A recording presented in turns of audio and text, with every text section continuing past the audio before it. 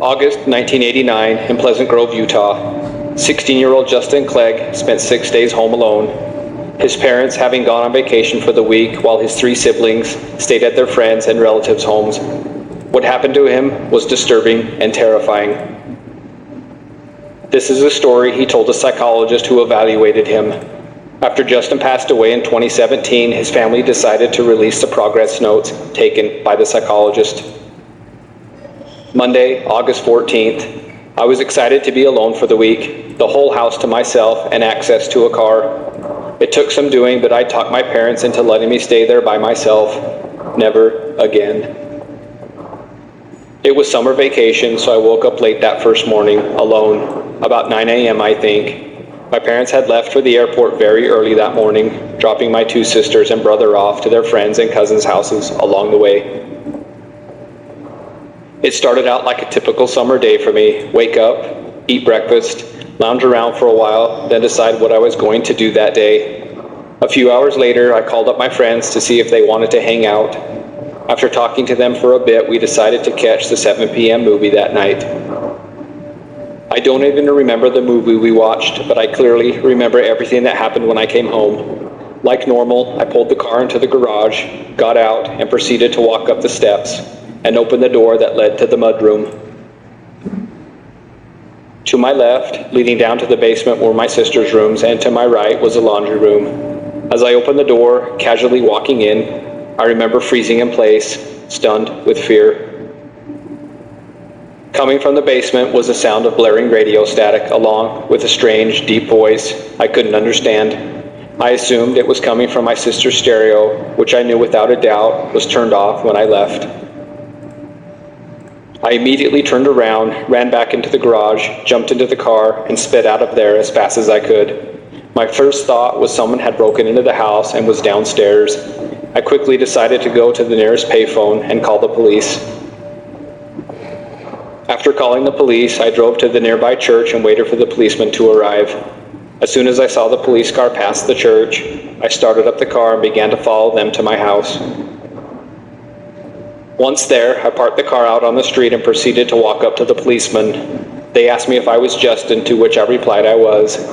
They asked me to tell them what was going on, so I explained I'd just gotten home from watching a movie with my friends.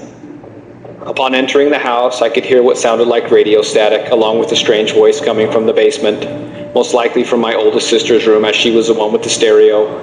I told them I knew for a fact it was not on when I left the house earlier that evening, and I was worried someone had broken in. They told me to wait outside while they searched the house. I opened the garage door and watched them as they took out their weapons and flashlights and walked into the house through the same door I'd gone through. I was still very frightened, so I decided to get into the car and lock the doors while waiting for them. Before getting into the car, I checked the back seat through the window to make sure no one was back there hiding, waiting for me. I'm not sure exactly how long the police officer searched the house, but I'd say about 15 to 20 minutes. As I waited, I kept looking behind me, expecting there to be someone in the back seat or someone approaching the car.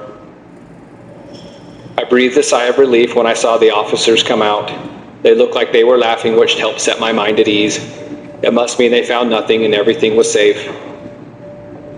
One of the officers came up to my car's window, tapping on it with his flashlight. As I rolled it down, he said, "Everything is fine, young man. The radio was on in the basement, so we turned it off. It was probably just a glitch with the stereo. Call us if you need anything else, but it's safe to go inside. We checked every inch of the house." As I watched them pull away, I remember thinking I should go stay at my cousin's house for the week. They were only 10 minutes away.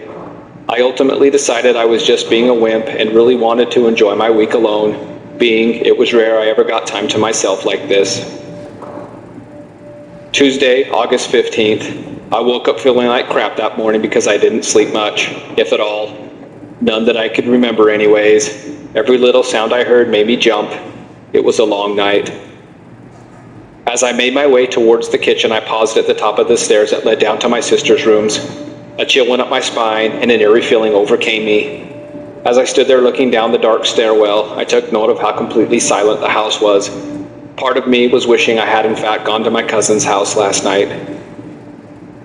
After eating breakfast, I decided to go back to bed to see if I could get rid of the headache that had come on during breakfast. Must be lack of sleep, I thought. I think I'd been asleep for a few hours when I thought I heard something whisper my name, then the Walkman in my room suddenly turned on. It was very loud, even though it was a few feet away. I heard the strange, deep voice again. I immediately sat up, then backed up into the corner of my bed. After that, I don't remember anything from that day, except for much later. I remember opening my eyes and I was sitting on the couch staring at the TV. It was already dark outside, which meant it was late into the evening. It took me a few minutes to get my bearings. I was so confused and felt like I was in a dreamlike state. What happened to my day? I thought to myself. I got up from the couch, ate something, then went upstairs and went back to bed. Wednesday, August 16th. When I woke up that morning, I was standing in my sister's room, staring at the stereo. I stumbled backwards as I let out a shriek, hitting the wall, then falling down. I had no idea how I ended up in the basement. I laid there on the floor for a while, stunned with fear. All of a sudden, my sister's stereo came blaring on. I quickly sat up against the wall and started trembling. A few seconds later, I heard the voice again, coming out of the stereo. Again, I couldn't understand what it was saying. It sounded almost like chanting. I stood up and ran over to it, then pulled the plug out of the outlet. I then quickly ran upstairs to my bedroom and jumped into bed. As I lay there, my mind started wandering in all different directions. I asked myself out loud, what's happening? Am I losing my mind? I must have fallen back asleep because when I woke up, it was late in the afternoon. I could see through my window the sun was in the west and dropping down. As I sat up in my bed, I felt horrible. It was like I hadn't slept in days, but I'd been doing nothing but sleeping. It didn't make any sense. I sat there on my bed for hours without moving, just staring at the floor. I eventually got up and went downstairs. I was dying of thirst and hunger, so I ate quite a lot and drank half a gallon of water, then went back to bed. Thursday, August 17th. I had the worst nightmare that night. I dreamt I was hiding in my closet watching someone I didn't recognize sleeping in my bed. I looked down and noticed I had a knife in my hand. The person in my bed then sat up and was looking at me. They motioned to me to come out of the closet. As I slowly came out of the closet, I could see the person in my bed was glaring at me with a sinister smile. The person pointed to the wall in my bedroom. I then proceeded to walk over to it.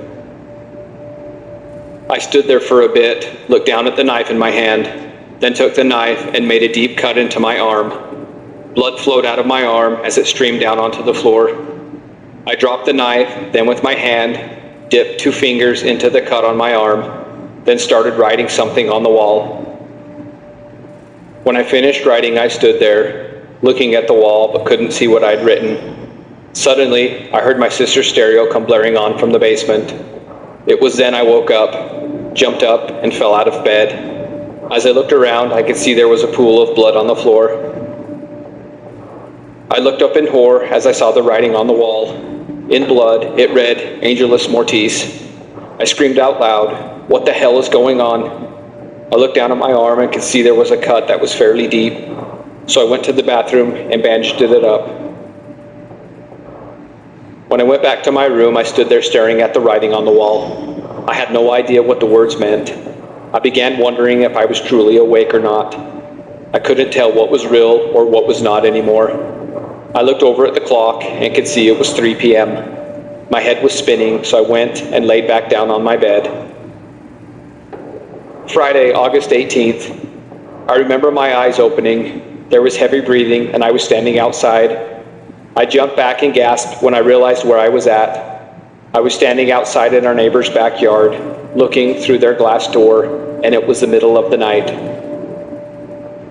I almost screamed out loud when I looked down and could see I was holding our large kitchen knife. I slowly backed up towards my house and went inside. When I got inside, I put the kitchen knife down on the counter. I stood in the kitchen looking out through the window for a long time. Could have been hours. I'm not sure.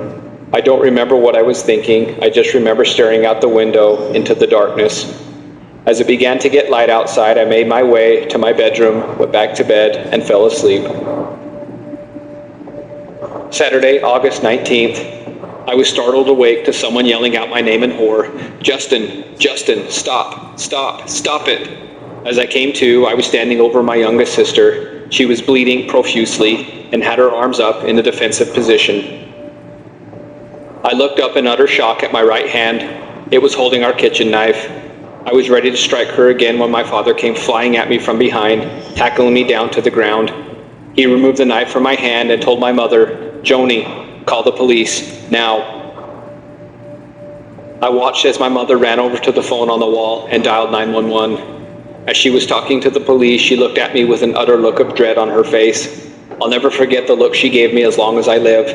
It'll haunt me until the day I die. The 2 police officers who'd come to our home earlier in the week arrested me and took me to jail. At the end of the conversation, the psychologist asked Justin if he knew what Angelus Mortis meant. Justin's response was, in Latin, angel of death. He then asked him what he thought the stereo randomly turning on with the strange voice was. Justin's response was, the angel of death. Justin spent the remainder of his life in the state mental institution. As each year passed, he fell further and further into darkness, eventually to the point he no longer communicated or even looked at anyone. He passed away in 2017 from unknown causes. Justin's family moved out of Utah in 1995 to an undisclosed location.